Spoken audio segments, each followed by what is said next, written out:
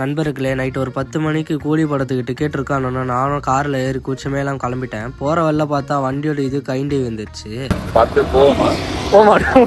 என்ன கடைசி வரைக்கும் படம் பார்க்க விட்டுவீங்க, பார்த்தா டயரை தான் பார்க்க விடுவீங்க. நாங்களும் ஒரு வழியாக கீழே கிடைக்கிற கயிறெல்லாம் எடுத்து வண்டியை கட்டி விட்டு நாங்களும் பொறுமையாக உருட்டினே போகலான்னு பார்த்தா டைமும் ஆயிடுச்சு 11:20 ஷோக்கு.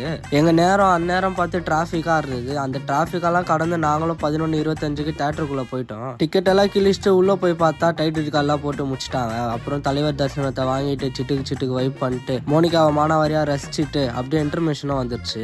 அப்போதான் ஒன்று நோட்டீஸ் பண்ண, என் சீட்டில் இவ்வளோ பெரிய ஓட்டம் இருக்குன்னு நான் எதிர்பார்க்கல. அதுவும் பிவிஆர்ல ரொம்ப வஸ்ட்டுப்பா. இவங்க சீட்டில் மட்டும்தான் இவங்க வஸ்ட்டுன்னு பார்த்தா மெனுவில் கூட இவங்க ரொம்ப வஸ்ட்டாக இருக்காங்கப்பா. 360 ரூபா 510 ரூபான்ட்டு ரேட்டை ஏற்றினே இருந்தாங்க.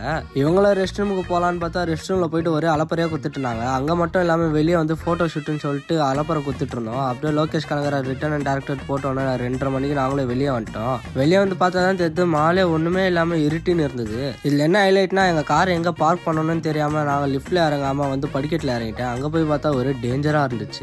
ஒரு வழியாக காரையும் கண்டுபிடிச்சிட்டு யார் ஓட்டுறதுன்னு சொல்லிட்டு மாற்றி அடிச்சுட்டு நைட்டு ஒரு 3:30 மணிக்காக நாங்கள் காஸ்மோ வந்து ரீச் ஆகிட்டோம். எதுக்கு இந்த காஸ்மோ பார்த்தீங்கன்னா, இந்த ஒரு மைலோக்காக தான் இவ்வளோ தூரம் வந்தோம். அப்படியே நானும் அங்கேருந்து கிளம்பிட்டேங்க. இந்த மாதிரி வீடியோஸ் எல்லாம் நம்ம பேஜை மறக்காமல் சப்ஸ்கிரைப் பண்ணிக்கோங்க. டாடா.